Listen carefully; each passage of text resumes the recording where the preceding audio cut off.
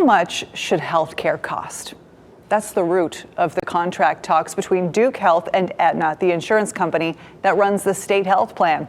If the two cannot come to a deal, thousands of state employees and their families will have to find new doctors.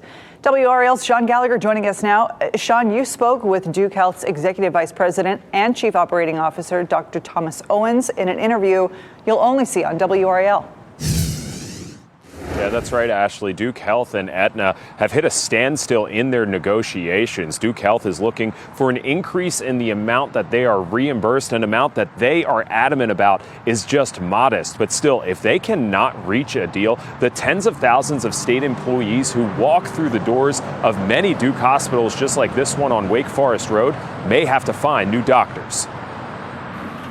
Costs for health care, like most other things, have gone up in the last few years. That's the reality facing Duke Health. We've not had a rate increase from Aetna in 4 years, despite remarkably challenging economic times for health systems. But in the last 4 years, financial statements show Duke Health made $2.2 billion.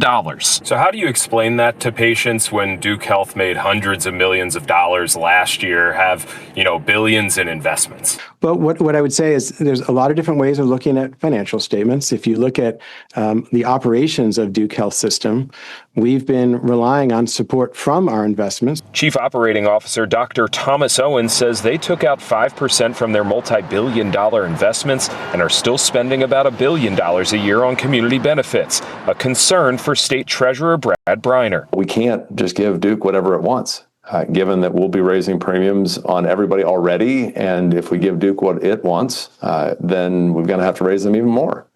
And that's just not fair. But Duke Health feels it's not being unreasonable. We believe these are modest increases we're asking for. It's also on Aetna, a battle between multi-billion-dollar companies. CVS Health, who owns Aetna, reported more than $4.5 billion in net income last year. Aetna declined an interview but provided a statement to WRAL, saying it has an established track record of working collaboratively with health systems in North Carolina toward fair and market competitive reimbursement. And fair is what Duke Health says it's asking for. And with no rate increases for the last 4 years, the increases we've requested are well below the rate of inflation.